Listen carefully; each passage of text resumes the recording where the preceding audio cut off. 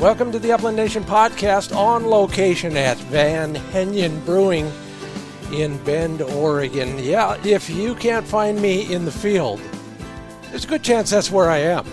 Thank you, Dana, Mark, John, and everybody else there, including my friends behind the bar, for hosting us today. We have a great show in store for you. We're going to, we are. We're going to go a little deep into the weeds after that crazy legislative, I don't know what to call it, circus that threatened the sale of millions of acres of public ground. We've got some folks to talk about that, kind of do a little bit of a post-mortem. Michael O'Casey and Tristan Henry of the Theodore, Roosevelt Conservation Partnership will be here with me to, clink a glass or two and also debrief that whole situation and other policy issues that we bird hunters need to stay aware of, as well as some inspiration and motivation on how and why we should be a little bit more vigilant in the future. We'll also learn more about the organization itself, what it does, and why it does it, and how it differs from some of the other groups in our world. So all of that, plus, of course, some advice on finding and accessing public hunting ground. In our Fix It segment, the guys will join me and we'll talk a little bit about minimizing damage to your dog's pads in one way or another. It'll be an interesting discussion, I can almost guarantee it. And it's all made possible by Mid-Valley Clays and Shooting School, TrulockChokes tubes, Purina Pro Plan Sport dog food, Sage and Breaker gun care products, RuffLand dog kennels, pointer shotguns, and HiViz sights.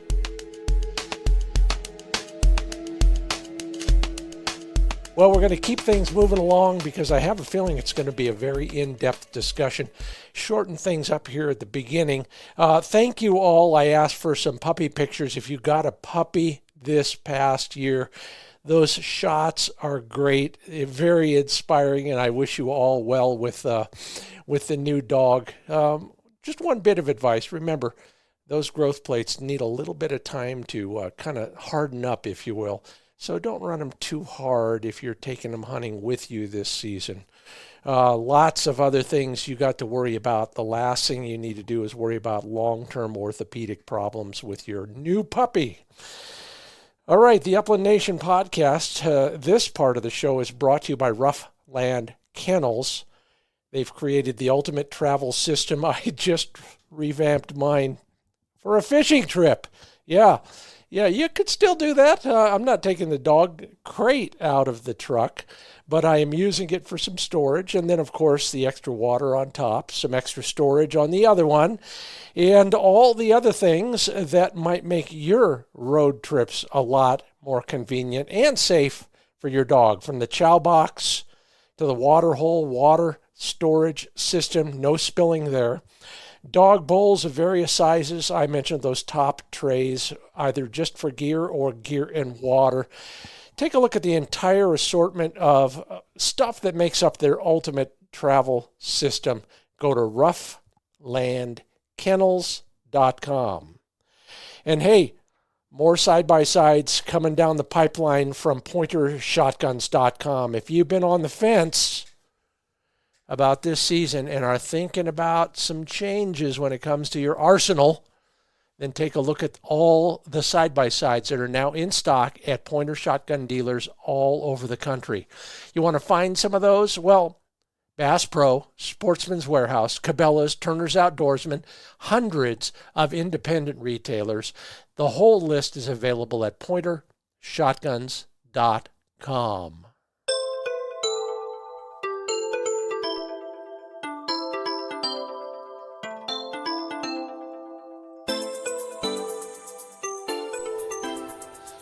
Well, welcome back to the Upland Nation podcast. Scott Linden here. I have two guests with me in-house. Oh, yeah, it's a brew house. That's right. At Van Henyen Brewing here in Bend, Oregon. Yeah, if you're looking for me and I'm not at home, that's where I'm going to be. Thank you, everybody here at Van Henyen, for hosting us. Great meeting place for all of us, including the two guys I have with me across the table.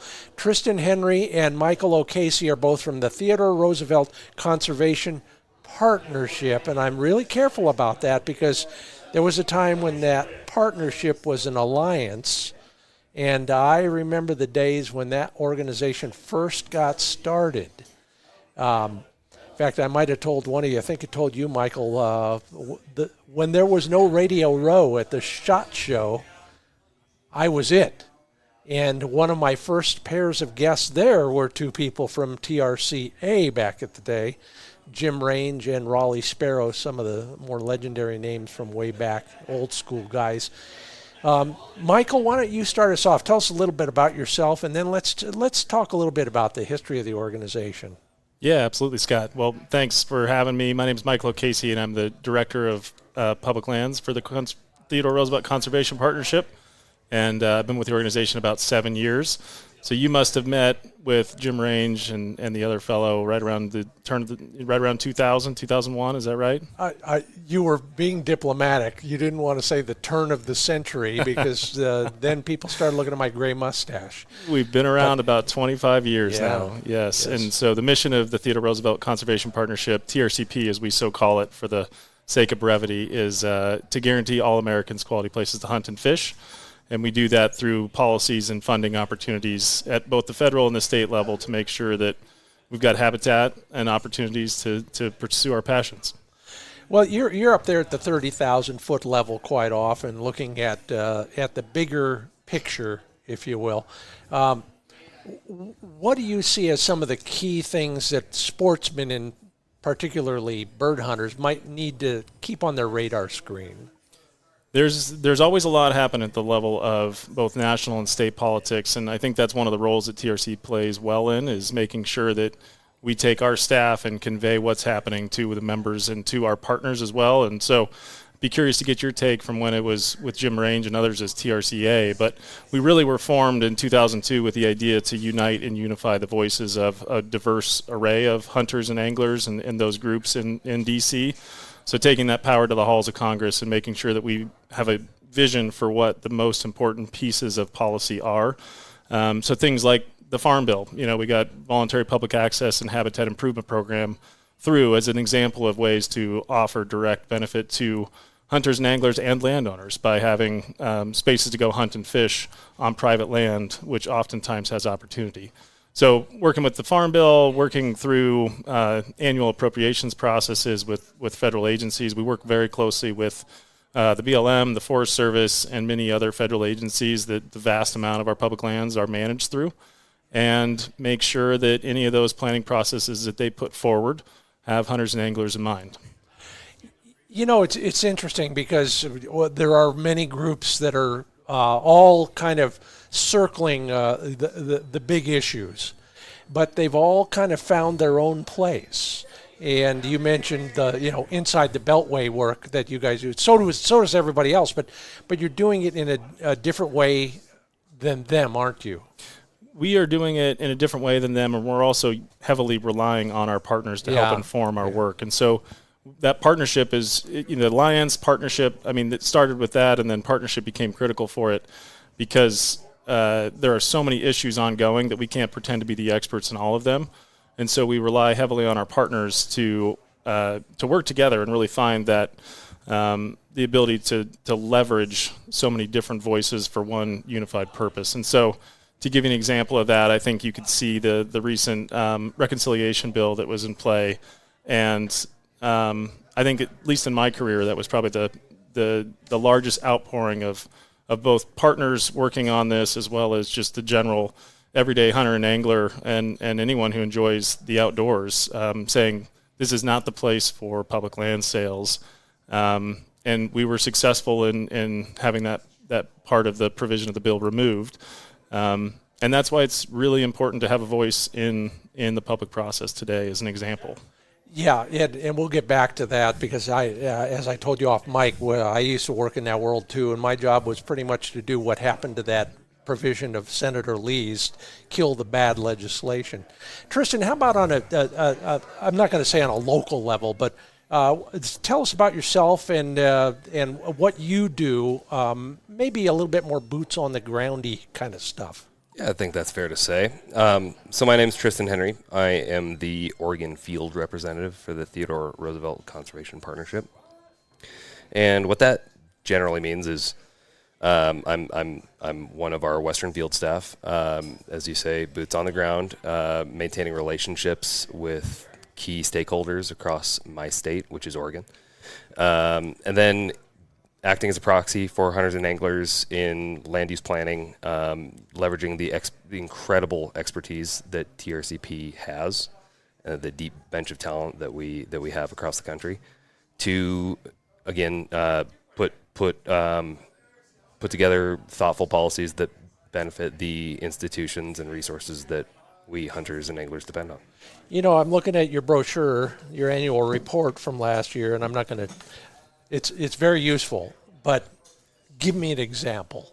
Well, a great example is that jumps to mind for me is that I spent the better part of the first half of this year in the Oregon legislature, working to advance a few key pieces of legislation. I can't be everywhere all at once, but to move some legislation forward that provided key funding or policy direction that would benefit things like wildlife movement and migration through protecting corridors and crossings, funding our state wildlife agencies, and then more broadly and throughout the year, commenting here and there on resource management plans, again, working with partners at agencies and other organizations to make sure that we have a strong idea of the issues that are afoot and that we engage where it's appropriate to. You know, you guys, one of the things that I seem to recall is the members of TRCP, if you want to call it membership, are different than the members of Pheasants Forever or Sierra Club or anybody else. Michael, define who make up TRCP. Yeah, it's a great question. So we have 64 formal organizational partners that participate in what we call a policy council every year. And so that policy council meets, each one of them has a representative that they put forward to that council. And the 64 of us will meet twice a year. And we determine kind of the biggest and best work that we can unify on each year. And so those are our formal partners. And then we have about 135,000 members or supporters. And that essentially means that those are folks that follow along with TRCP, potentially donate to our work, and stay engaged in and informed in the work that we put out. And so for Oregon example, we have about 3,500 members throughout the state of Oregon that receive our emails. And so when we need to inform folks of activities that are happening at the state or the federal level, we can work through our list of folks and make sure that they're aware of what we're working on. And these are people like me. Well, I can join TRCP. Absolutely. Yeah, you just go to our website, trcp.org, and hit join. And it's a little bit of a different format than some of the other sporting groups in that when we were formed, we very intentionally wanted to make sure that the partnership was true. And to us, that sort of meant, hey, we don't want to feel like this is a competition between, stealing from a member of DU, for example, to then form TRCP. We wanted to make sure that there was authentic buy-in for the work of the partnership. And so we don't have formal membership and annual dues. They can voluntarily donate, but really it's just joining to be a part of and being informed with what we're working on. And becoming a grassroots opportunity for Tristan, for example. I mean, I can imagine, especially on the state level, there are a lot of times when a couple hundred emails to the right policymaker might make the difference. Absolutely. Well, now that we've got the formalities out of the way, let's talk about Tristan's new puppy. How was your bird season? Oh gosh, we're coming off of the 2024 bird season, and it was one for the record books. It was a great year. Bird numbers were high, and my new job afforded me the ability to travel the state. I call it field research. Absolutely. Yep. Check in with partners at BLM, ODFW. That's our Oregon Department of Fish and Wildlife, to spell it out, and spend some really quality time in the field with my then 5-year-old wire hair, and put up quite a few birds. Good. It was a good year in Oregon. Yeah, it was. Yeah, you were out too. I was. I also was working on building a house and taking on a new job, and then having a new baby on the way. So right, I had about 10 days in the field this year, which is the least I've had in a while, but it was still great fun to get out. Did you see bird numbers like we saw in your limited experience out there this year?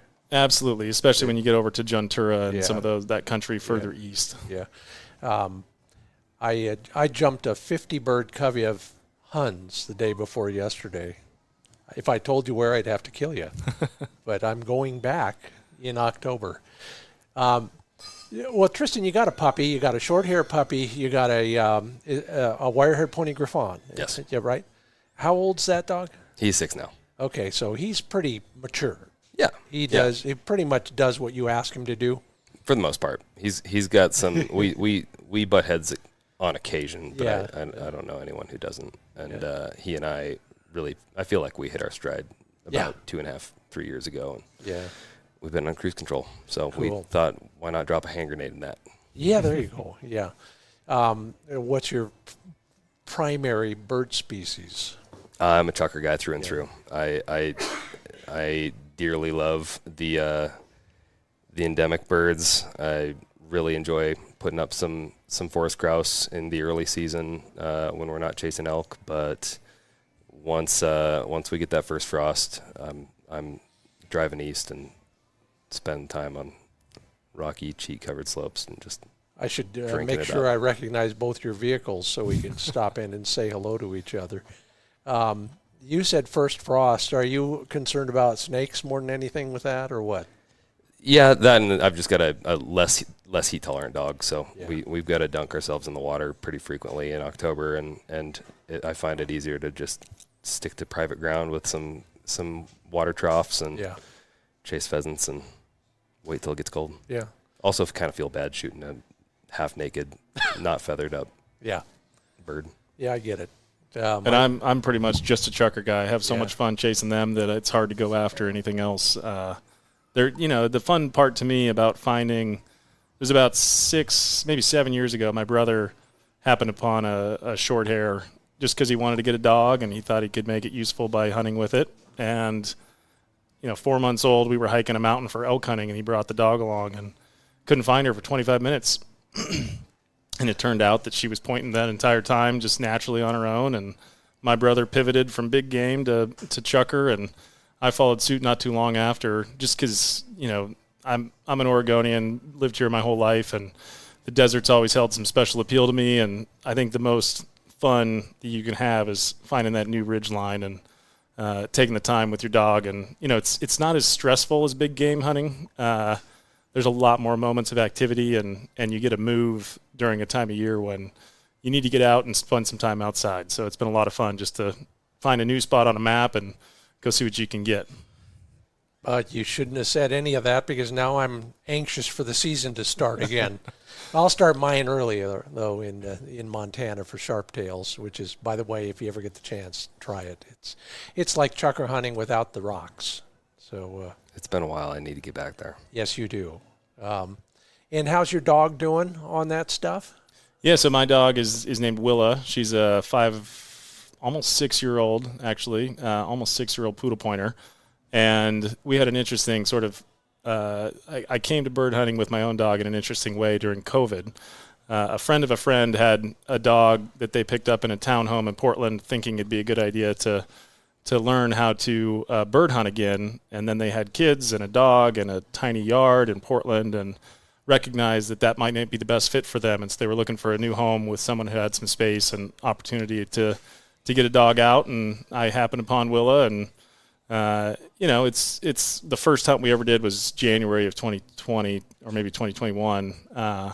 And I took her out, and it was a real steep, just your classic Eastern Oregon hillside with little bits of rim rock here and there and some challenges to get up. And it was very clear that she was a Portland dog through and through, and it was fun to break that out of her over time. And we learned how to, we just had that last month of January, really the first year to learn how to hunt together. But I'd say about 2 years ago, we really hit our stride. And, there's quirks with her and the way that I was raising kids and trying to train her without knowing I was going to get a dog right away. But Yeah. The most fun I have is just her and I doing our style of hunting, and that works really well. I bet. It's interesting to hear somebody who used to be a big game hunter and has just gone over totally.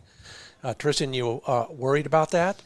Worried about getting away from the elk and mainly focusing on birds? Oh no, it's been I think it's been a pretty thorough transformation over the last 6 years I've had with Sturgill. Wow. I was a bird hunter from the jump. My dad is a diehard waterfowler, and to be frank, I just probably never had the grit or the patience for big game. I've made it work, and it remains an important fixture in my year to disconnect and get out in the wilderness and put some meat in the freezer. But I live for those days behind the dog. Couldn't end on a better note for that. This is the Upland Nation podcast. I'm Scott Linden. That's Tristan Henry and Michael O'Casey from the Theodore Roosevelt Conservation Partnership. We'll talk more about the organization now if we can. Just looking downrange a little bit at what may be happening. And I don't want to say in the legislative year, but we do think in those kind of terms quite often now because so much is happening there. But even not, what else do we need to be aware of as sportsmen and women in the way of policy and issues that are going to be affecting us directly? Yeah, that's a great question, and maybe I'll back up and just sort of line out again how TRCP is organized. And so we have 4 different centers right now. We have a public lands center, which I run, and then we have a private lands and agriculture center that really focuses on the farm bill and voluntary conservation measures through private land. Then we have a water program and a water center that focuses mostly on the Colorado River Basin, and a marine fisheries program that's based out of the Gulf and does a lot of East Coast fisheries to striped bass. And so we spread a lot of conservation topics across those different centers. Yeah. And there's no shortage of things to work on. I think anymore the challenge is really staying focused on those few things that you can influence and where you can have effective change. So for TRCP's bread and butter within the Public Lands Center, a lot of that work focuses on access, which we're going to get into. Yeah. We've done a lot of good work over the past several years on both funding for and opportunities for access, whether that be things like the Great American Outdoors Act and permanently authorizing funding for the Land and Water Conservation Fund during the first Trump administration, to passing something called MapLand that is a bill that will help digitize easements across federal land to make sure that people who are using digital mapping tools can see where they can and can't travel across private lands to access public lands, as a few examples. So in addition to access, we work closely on funding for conservation and habitat projects, mostly through the agency process of the annual appropriation cycles, and making sure that they have the robust funding and the staff needed to continue to provide that conservation delivery. We work closely on migration corridors, and so something that has been really fun to work on over the past 10, 15 years is the advancement in technology for wildlife science. I'm a wildlife biologist by training, and I think that's been one of the funnest things for me. The most fun things to see is having come from the world of telemetry and the very end of that era, to see GPS technology take over and put images on a map that can help dictate policy is really fascinating to me. It's so much more real when a decision maker can see a paper map with images of where these deer and elk or other species travel. I mean, especially deer are really, really focused on maintaining what they call fidelity. So they have the same path year in and year out, and they're very, very tight to those corridors, where elk and pronghorn are much more obtuse and can move throughout the needs of their own seasonal cycles. Yeah. But that's been really fascinating to work on the migration front and try to advance policies and funding to make sure that our large connected habitats in the West stay the way that they are. And then in addition to access and migration, we work a lot on just those things we've talked about with BLM land and Forest Service land management plans, and then new policies. So things like, right now there's some big bills in the forestry space and the wildfire space, and so making sure that those objectives to do forest health and to manage wildfire consider the wildlife and the aquatic benefits as well is a big part of our work right now. Yeah. I'd say, when we're looking forward, this is a pretty pivotal time for conservation in terms of just how to figure out. We've done things similarly for many, many decades, if you will. Yeah. And times do change, and we need to recognize that while also making sure that our conservation objectives aren't left behind. And so working with the federal agencies as they're going through these times of transition to make sure that they have the staffing where they need it and maintain those core priorities that are so key for hunters and anglers. Let's put a cap on that, and then I want to get down to a more micro level with you, Tristan. But first off, it's crazy time inside the Beltway. There's something happening every half hour. There are policy decisions being made. There are funding decisions, the staffing decisions, all that stuff. Is there an upside to any of that? Is there a silver lining to what some people would consider some of the dark clouds out there? Well, I'd turn it back to just how our community can organize and the collaborative nature of hunters and anglers. I think there's something to be said that's very valuable in the pragmatic viewpoint of many folks in this space. You can have idealists on either end of the spectrum that can become the loudest voice in this world. And I think TRCP and many of our partners and just general everyday sportsmen and women look at things in the world from a very pragmatic and common sense lens on how do we solve problems, how do we be proactive and create durable policies. That's what TRCP is always focused on, is where do we find the durable opportunities to make sure that this, we have a flip-flop every 4 to 8 years, it feels like, in our country these days. And we're really trying to avoid the noise and focus on where we can create those durable opportunities. I think that's a great word for it, and I love it, and I'll probably overuse it, but maybe not today, but over the course of time, I'm going to snake that into several articles, I promise you. Tristan, I want to talk about the kind of the main thing that we really want to know about on the political side. You're talking about organizing, whether it's opposition to this or support for that.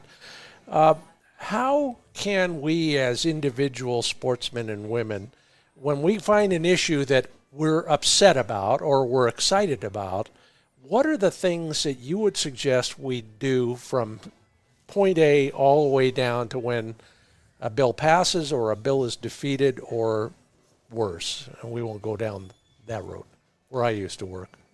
Yeah, well, that's a great question, and I think somewhere in the strength of our community lies the answer. First and foremost, putting food on the table and enjoying the wild places that make the West the West should have never been or become a partisan issue.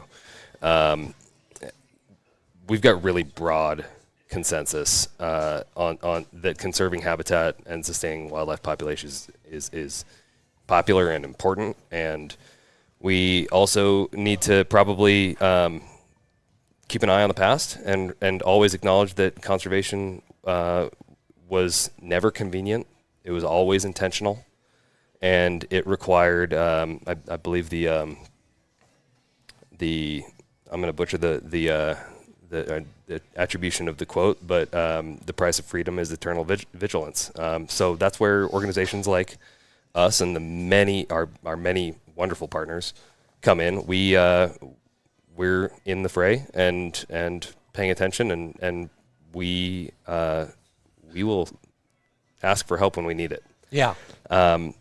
And that's really the as Michael alluded, on the heels of this reconciliation adventure, we got to see a really galvanizing effort. We got to see sportsmen and women from across the country all demonstrate really clear consensus for this idea that underpins the resources that we depend on.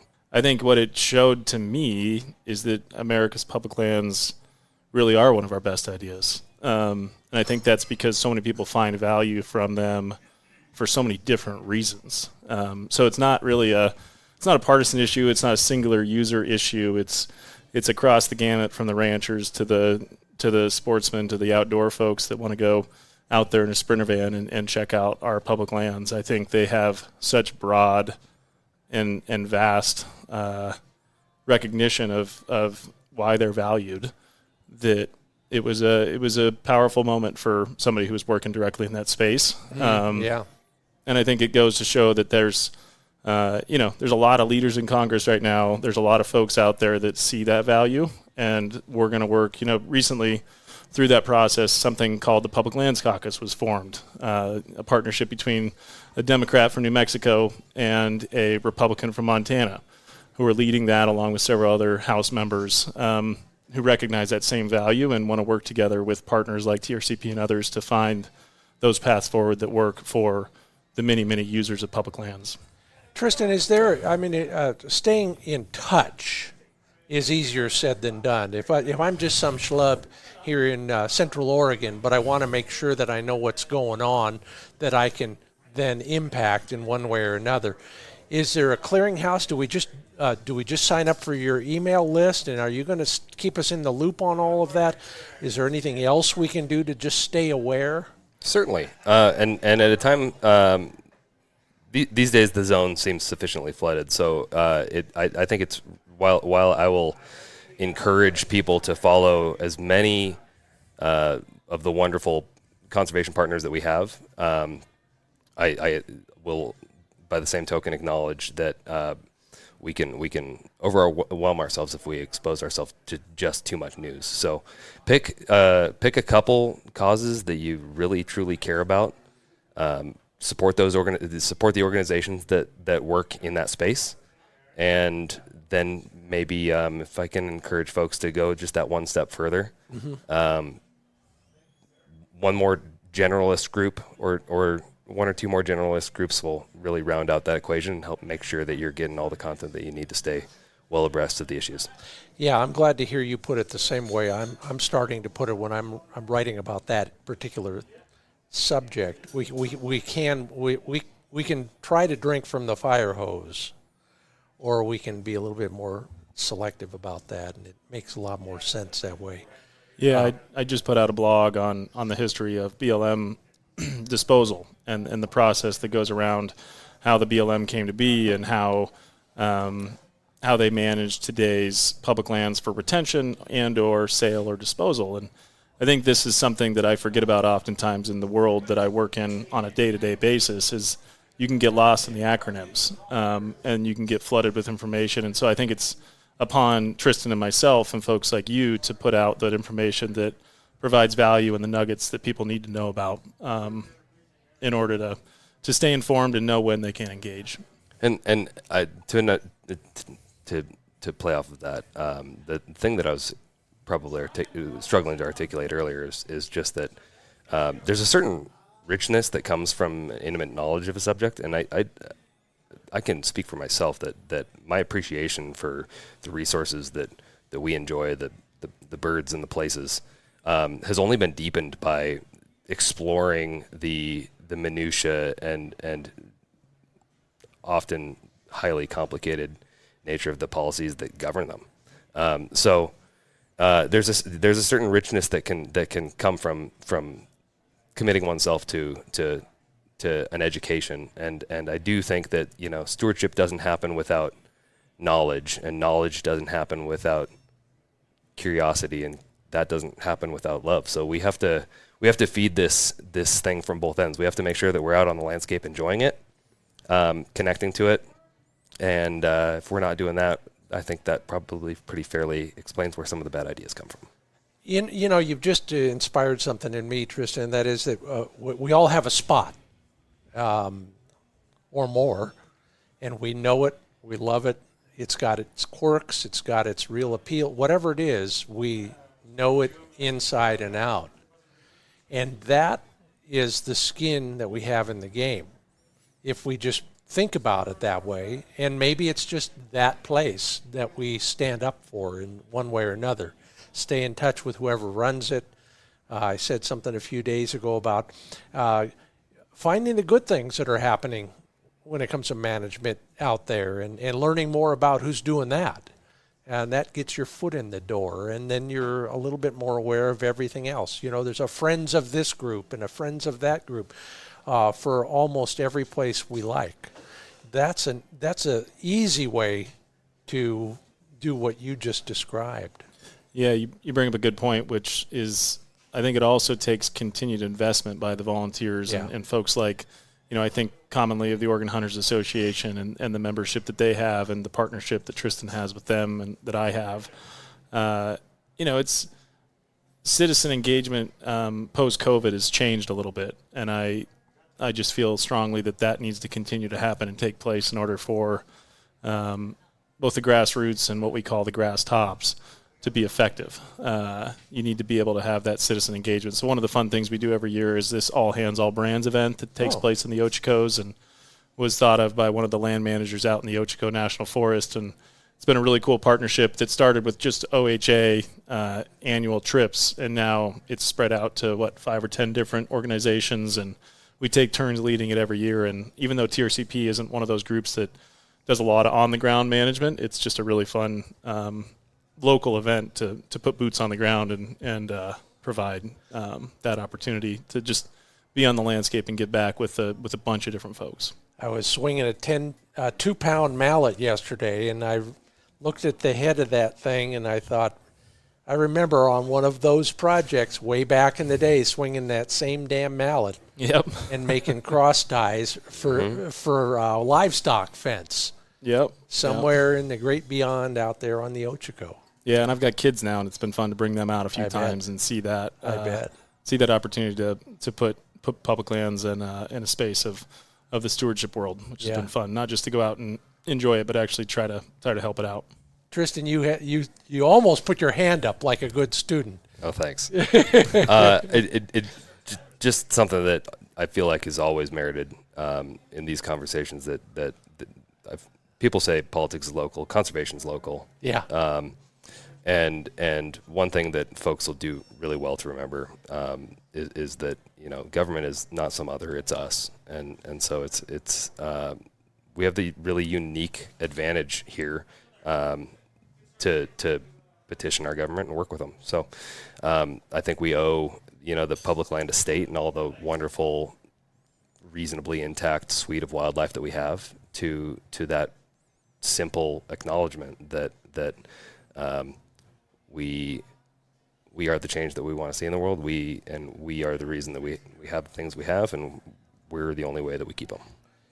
Well, that's pretty deep. We're going to go the opposite direction in the second half of the program. This is the Upland Nation podcast. I'm Scott Linden, your host.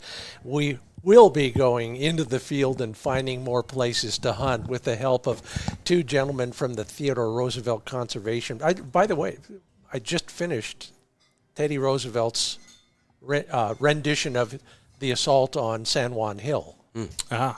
Good book if you could ever find it. But these guys know from what we speak. They're also bird hunters.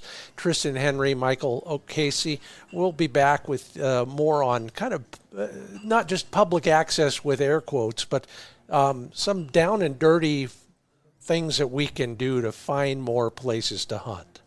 That'll be after a quick break. We'll also cover some things in our Fix It segment about our dogs' pads, and maybe you've got some horror stories. We'll share all of those as well coming up on the second half of the Upland Nation podcast. We're brought to you by Pro Plan Sport Dog Food, the only brand fueling most sporting dog champions. Yeah, if you're looking for the best way to get your dog to perform better in the field, start with a balanced, complete nutrition, 30% protein, 20% fat, and great tasting.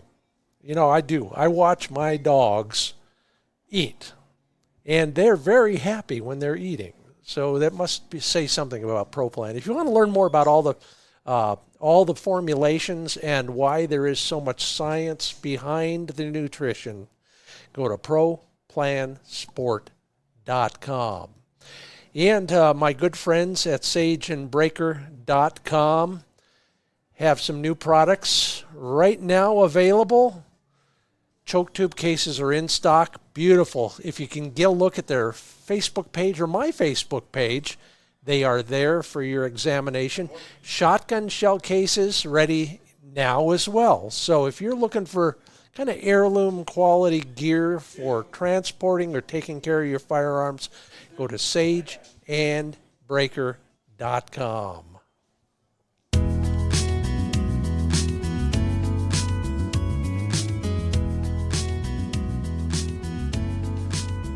Okay, we've all gotten a new beer, and we are fortified for the important half of the podcast. No, not to downplay the first half. We are all hoping that this last debacle, whatever we want to call it, is going to bring everybody up a little bit higher on the awareness levels. And as you said so well, Tristan, and I just got to echo it again, we need to own little pieces of the big issue so that we can take a bite and chew it thoroughly and work on it because we're passionate about it. And it might be that spot over there, it might be that issue over there, and we've all been involved in some of those. That's how we're going to keep this thing moving forward in a positive manner. So that said, here we are at Van Henyen Brewing here in Bend, Oregon. Yeah, if you're ever in the neighborhood, come on down. No, I won't be there probably, unless it's a Friday afternoon. But with Tristan Henry and Michael O'Casey of the Theodore Roosevelt Conservation Partnership, we've covered a lot of what you guys do on a macro level and a micro level to a great degree. But we just want to go hunting, and we all want to know how to find more places to go hunting. There's a lot of public ground out there, and there are all sorts of resources that we can use. I'd like your help on some of the resources that maybe we haven't thought of as often or we don't know about yet. Tristan, you might be a good one to start with that. We all know about the things available on our phone and the pieces of paper we can buy, but you're out there just like me, just like Michael. We're all looking for a new chukar spot. What do you do when you're trying to explore new ground?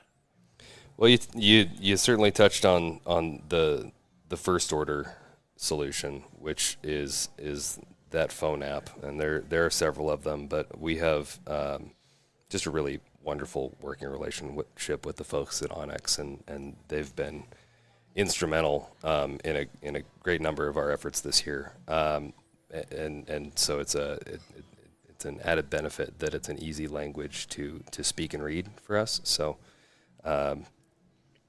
beyond the e-scouting, it really comes down to a knowledge of the quarry and the places that you might find them. So that's a non-answer if I've ever heard one, but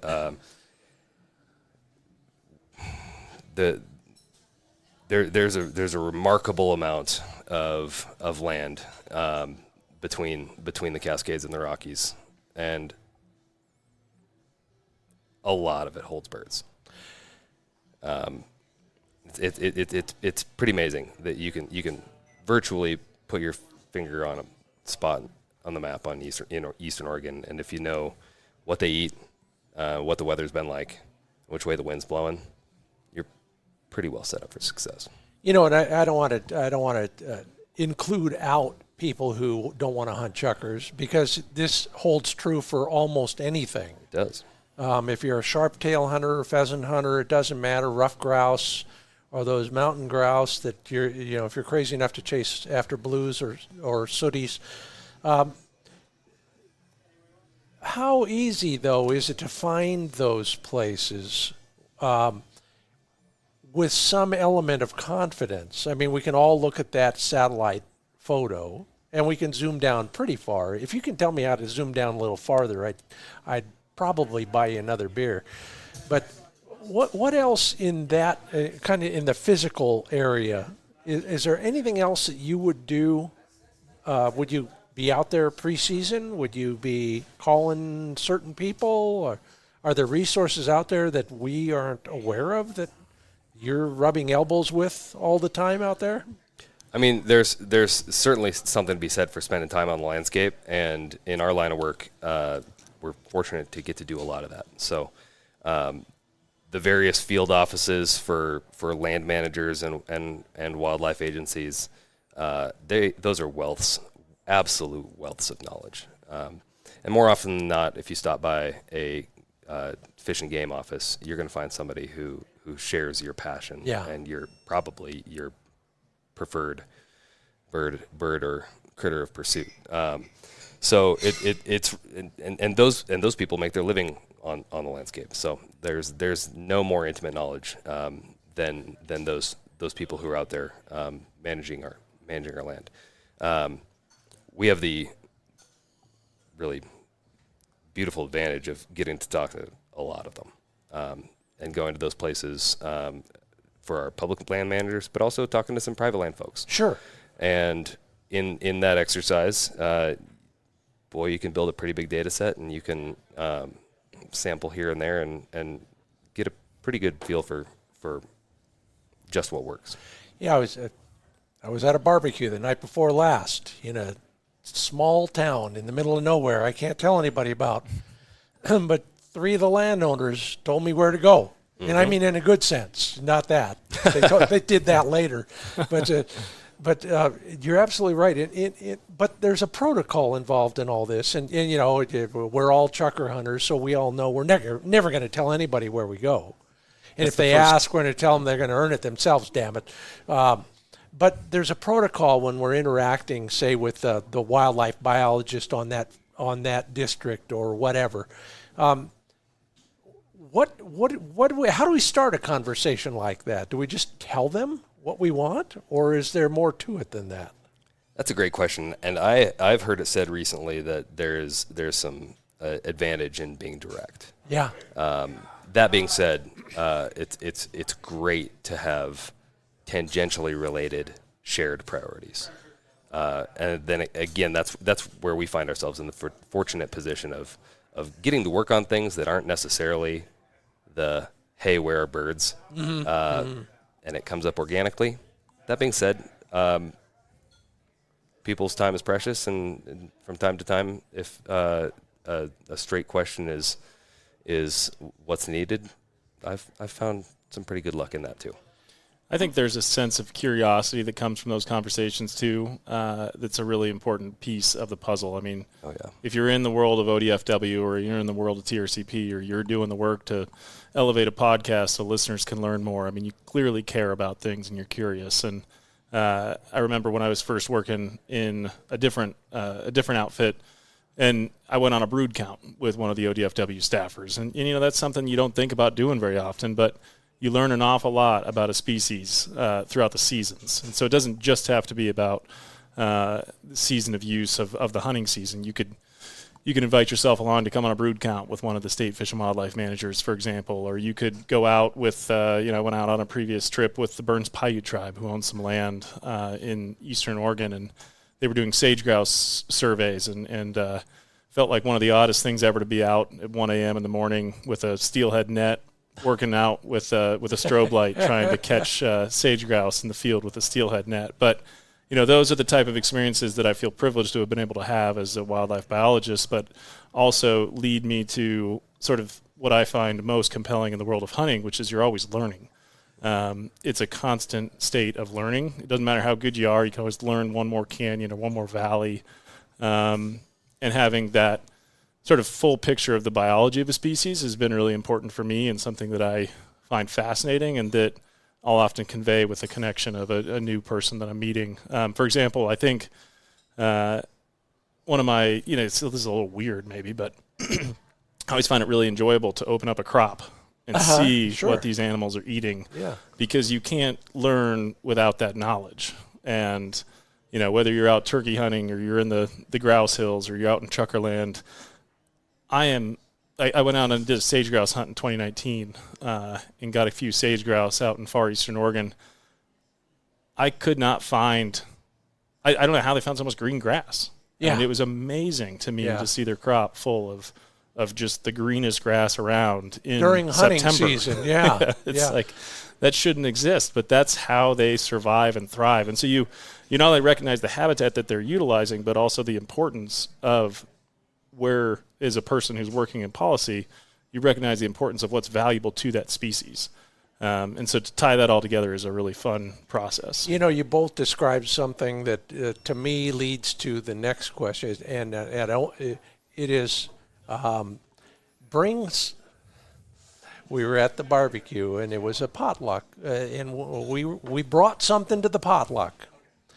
And and not like you need to offer a quid pro quo every time, but if you're involved, as you both said, in some way, and you're curious, and you pitch in somehow, it does open a lot of doors. And my time-worn adage is join a dog club, even if you don't have your dog yet.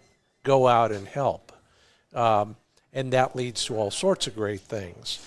But you could do the lek counts, you can do the 1 a.m. You'll never get me out there, but there's lots of ways to rub elbows with people who can help you. Now, don't go out just for that. That's got to be the bonus, the icing on the cake. But there are ways to do that. What about the other land managers out there? I've found a lot of success, especially you go to the Midwest. And the pheasant hunting is often better on waterfowl production areas than it is on anything else. I mean, can you give us some more thoughts on other agencies that we may not have thought about? We look at the map, it has all those colors. Some of them we're able to access if we just thought about it. Public school trust lands, for example. Have you guys had any experience dealing with any of that? Well, maybe Tristan, do you want to talk a little bit about the opportunity that you have with U.S. Fish and Wildlife Service and putting out some potential, just building an opportunity for new expansions? I guess I'll frame it with during the last Trump administration, just it was really a small but significant win for Oregon when they opened up Heart Mountain National Antelope Refuge to chukar hunting, for example. Yeah. Didn't used to be open. Yeah. And so TRCP, through Tristan, is working on kind of identifying some more opportunities to expand hunting and fishing opportunities on the refuges. And that would have been my first answer, is that U.S. Fish and Wildlife Services has their refuge complexes and then other in-holdings that offer pretty great opportunity, and we'd just be tickled to see a little bit of that opportunity expanded. I would also be remiss not to mention the walk-in access programs. In Oregon, it's called walk-in access. The block management program in Montana is wonderful. And there are various interagency and cross-boundary programs that offer similar opportunity and that are just wonderful. And so many of those private land access places, because just the nature of land conveyance or our history of land conveyance in America, a lot of really productive ground is private. That probably goes without saying for most hunters, but that those there's some rare gems that you can indeed get access to without having to know somebody. I get to, you both know, you travel with a dog, you got to stop every couple hours. Mm-hmm. Somebody has to take a leak, maybe everybody.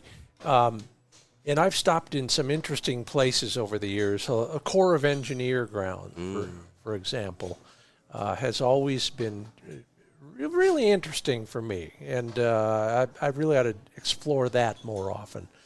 But the idea of the Fish and Wildlife Service opening up more, I know there's some current issues right now about use of lead, whether it's ammo or fishing gear or anything else.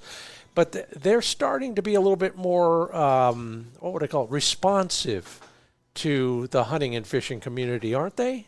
Would you agree? They are. I mean, it's in their mission to manage for fish and wildlife habitat first. And as a part of that, they call it the Big Six. So they have whatever the Fish and Wildlife Service does has to relate to the Big Six. And one of those is hunting and fishing opportunities where it's compatible with that use.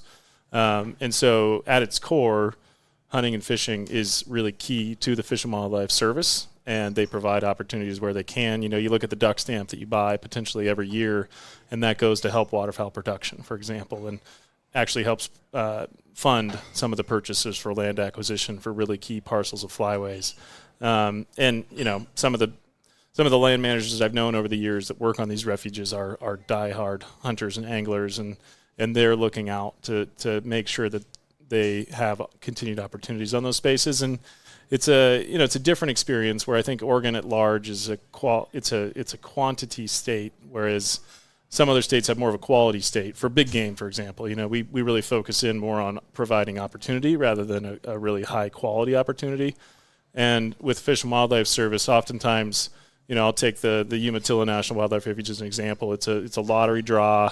There's I'm not sure with upland, but with ducks, most of these refuges have a lottery system. So it provides that quality experience that you're looking for, that if you plan ahead a little bit, you can seize that and have that chance to really go limit out in a place that's pretty incredible that you won't be able to have on a day-to-day basis, but provides some really neat opportunities if you look for them. There's also places within the State Department of Fish and Game. They have wildlife management areas that they manage that tend to be a little bit more overlooked, I'd say, at large, that provide some really good opportunity. And then, don't go afraid to knock on doors. I think that's a changing era, but there's still utility in that if you bring your curiosity and don't just look at it from a purely transactional experience. Tristan, you mentioned that particular Hart Mountain area, which that was wonderful news, and I'd be curious to see if anybody goes there and finds any chukars. But there are lots of other wildlife refuges of one sort or another, and I can't name this one because it was in an article I just wrote, and I couldn't even name it there. But refuges for the most part, check me on this, guys, but they're established for a species or for waterfowl or something like that. Hart Mountain for pronghorns. The one I'm thinking of was pronghorns and then bighorns. And it might even be in the name. But what I found is that a lot of those places, just because they're doing their best to conserve that species, they're doing a pretty good job of habitat management for the other species that we might want to chase as well. And they don't get near the attention and they don't get near the traffic that a bird refuge might, for example.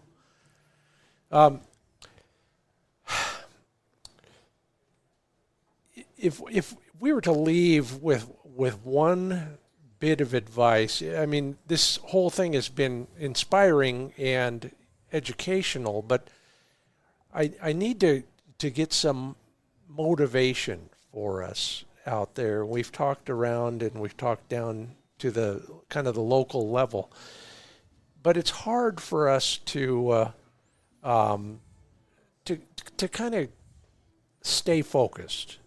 After the dust settles on the reconciliation bill, there will be something else that will distract me, and then I'll want to look at that bright, shiny object. What would you tell us in the way of, let's keep our eyes on the prize. Let's stay focused so the next time something comes along, we can be ready to go. We can be mobilized easier. Yeah, I think that's a great question. And one of the areas I'd look towards is just making sure that you're signing up for, whether it be DU or Rocky Mountain Elk, just, find a way to stay engaged in whatever that passion is and let those organizations help inform you of things that you're passionate about, that you want to engage in. Don't be afraid to go to the Oregon Hunters Association meetings if you live in a state or something like that. And remember to give back to the resource that you use. And I think in the world of federal politics, it can feel a lot more partisan than it is. We work with Republicans and Democrats every single day, and we do it well. And there is an astounding amount of opportunity that doesn't necessarily hit the news media, right? Because it's not the most, it's not going to get you the clicks that you want, right? To find that there's collaboration going on behind the scenes every day. But there is, and I think at its core, TRCP is trying to find those opportunities and to work with people that are willing to put forward durable solutions that continue to maintain those opportunities that we've had. I mean, you look at our name, Theodore Roosevelt, I don't think there's a single individual in the past 125 years that's done more for advancing hunting and fishing opportunities, which is part of why we followed that name. I mean, he worked across so many different things. We just talked about the Fish and Wildlife Service system, and he created Pelican Island in Florida, which was really, it was an island that was getting lots of, they were actually, I can't remember exactly what it was, but they created hats out of feathers. Yeah, plumes. Market hats. Yeah. And, he created the first national wildlife refuge. He was involved in the development of the forest reserves that we now have in the Cascades that have become a core element of Oregon and Washington and California's public land system. And you could go on, but I think at its core that idea of being in the arena and finding the ways to be successful in a space that feels, at least from the outside looking in the media, that can be very contentious. There's a lot of opportunity out there, and we're going to continue to seek that out. And depending on the amount of time individuals have to give to this, a lot of really consequential conservation decisions are made, if not influenced, by local stakeholder groups. Yeah. Maintaining a dialogue with your electeds, and if you've got a little bit of time to maybe engage in a resource advisory council or something like that, put your name in the hat. It's amazing how powerful that little bit of time can be in the grander scale. And you learn a lot in the process. We just went through a mule deer management plan in Oregon, and have a brand new way to look at how we're going to try to recover a species that's struggling. And, just again, from my biology background, I find that to enhance my hunting opportunities and just to be able to relate to those species more when you're out on the ground with them. And while you're doing it, you can, it's amazing how influential your voice can be when you have a good idea and you hit the right person, and you can start a conversation about how to make change. We don't mean literally hit them, although I almost did that at a committee meeting a few years back. Tristan, you said something earlier that caused me to remember, and I'm embarrassed, but I think Bob Dylan said this. Now, you're too young to remember when Bob Dylan was a folkie instead of an electric guy, but he was the one, I think, is attributed with the saying, government is run by those who show up. And at the committee level, at the watershed level, if you want to call it that, there's always room for one more person to sit at the table. Even if it's just one meeting, there's always room. Okay, I can't sit around a table drinking beer with two versatile hunting dog owners without asking the main question. Critical bird hunting gear that you carry that we might not. I think I could not have trained my dog without an e-collar, but everyone carries an e-collar, so that's not fair. I would go with, I think one of my, and this is a little bit maybe out there, but growing up on the coast of Oregon, we canned a lot of deer, a lot of black-tailed deer. Yeah. And I hadn't done that in years. And then part of my thought process chukar hunting was that I just wanted to bring more good, healthy food out in the field. And so it was last fall, I harvested a black-tailed deer, and we canned that deer. And the last several years, I've been trying to bring out some sort of a wild game meat on my forays out there. And you might not think too much canned deer, but my kids love it, and it's phenomenal. And it's a good, it's a glass jar, so you got to carry a little extra weight. But having those great stopping points in the field with the vistas you get, and eating some good healthy food that you harvested is a great addition to my pack. So instead of an energy bar, bring a can of venison along. That's a very Michael O'Casey answer. I'll say. I didn't expect that, that's for sure. How about you? Of something that they don't always carry. And that's one of them. I love it. Tristan Henry, how about yourself? Well, on the heels of that, I gotta come up with something creative too. So I'm your typical overconsumer, and I've got every darn gadget in the book. So I'm gonna go ahead and say fitness. Yeah. Particularly for my favorite pursuits of mountain grouse and chukar. Since getting a bird dog, and I'm no longer in my early 30s. I'm in my late 30s, and I can feel things changing, and I just love bird hunting so much, and I love being with my dog so much that investing in my personal fitness, my aerobic capacity, and a little bit of strength has been probably the thing the best investment that I've made in my bird hunting. Yeah, I can't echo that better than you did. It's absolutely true, and that's the only way we can keep up. Yeah, I want to do this for a really long time. So. There you go. Well, it's fun on this end too. We have one more segment to go, and these guys have decided that they will be happy to kick in on the Fix It segment, where we're going to talk about preventing pad problems after a quick break and a commercial announcement for TrulockChokes.com. You know, I talked to Scott Trulock just a couple days ago, and he reminded me that at the SHOT Show, I was asking about sets of choke tubes for subgauges, 28s and 410s in particular. Now, he understands the aesthetics of all of this, and he has told me that if you want flush chokes for your side-by-side shotguns and you don't find them on their website, and they got 2,000 choices there, but if you can't find one, they will make you a set of flush chokes instead of the extended chokes for your side-by-side, no extra charge. So if you're looking for, you know, kind of the look to stay the same on your side-by-side, call Scott. Yeah, just go to the website, get the number, ask for Scott Trulock, and he'll take care of you with flush chokes, no extra charge. And then, of course, right over those choke tubes should be your HiViz sight. Those colored light pipes help me never lose the bead while I'm focusing on the target itself.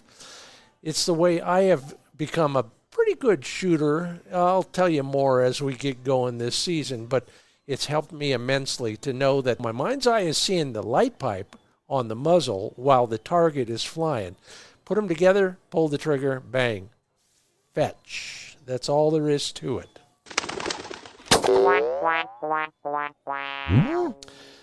All right, well, Fix It. We have two guests with us, luckily, that might be able to enlighten us just a little bit more about our dogs and their pads. You know, we've gone around and around on this over the years, but, you know, a lot of people will toughen their dogs' pads.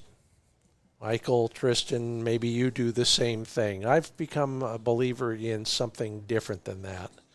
And the best way to describe it is, well, no, let me ask you first. Tristan, do you do anything to take care of your dog's pads? Well, I have the good fortune of living in the dustiest, most lava-rich environment you can imagine. So the dog's feet are just tough year-round. And I've definitely noticed that we just don't have to do a whole lot. We run or walk every single day, and they're solid. But I do keep the tough foot around and spray it on during more intense weekends. But we just don't run into that many issues. So, you know, knock on wood. Pre-hunt treatment of something that's protective. Mostly just miles. Yeah. Okay. Yeah, I mean, I have a pretty similar response in that I'm fortunate to live on some property that, you know, I can run straight from the house and bring the dog with, and it's rocky and gravelly and dusty, and it's a year-long exposure for our dog Willa. So she hasn't really had too many pad problems. We do have to keep, you know, every once in a while go get some nails clipped or something like that, but she's been pretty fortunate. I will say, though, that particularly chukar country in Eastern Oregon is hard on dogs' feet. We've had some folks come out every year for the past 5 or 6 years. The TRCP's hosted this event called the annual Hawaii Chukar Hunt. And we bring folks from all over the country at times. And the last 2 years, Darrell Smith's come out from the south, and you know, I think the country's a little different out there for the dogs that he runs. And you know, yes, you can use tough feet, you can use other tools and resources, but if your dog's not accustomed to that country and you run on for more than a day or two, it's a real challenge. It's lava rock, it's real dusty, but more than anything, I think it's just that rhyolite that basalt and rhyolite that just hits their pads, and it tends to be pretty warm still, depending on the time of year, and the heat and the friction can really get to a dog's pads. And so, if you're making a trip to chukar country, particularly in Eastern Oregon, I'd I'd work on some strategies that'll help you mitigate for that, because you could be in a situation where you only get a dog for a day unless you're prepared for it. Yeah, and what's the point otherwise? Yeah, you come all that way. Now, I would go the opposite, and I don't mean to soften a dog's pads, but I'm knocking wood. Maybe you can hear it. Here's my analogy. In your left hand, you've got a dry leaf that you picked up off the ground that fell off a year ago, and in your right hand, you plucked one off of the nearest tree, green.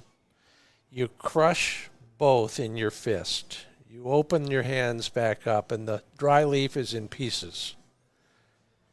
The green leaf is one intact, healthy leaf. It's a good analogy.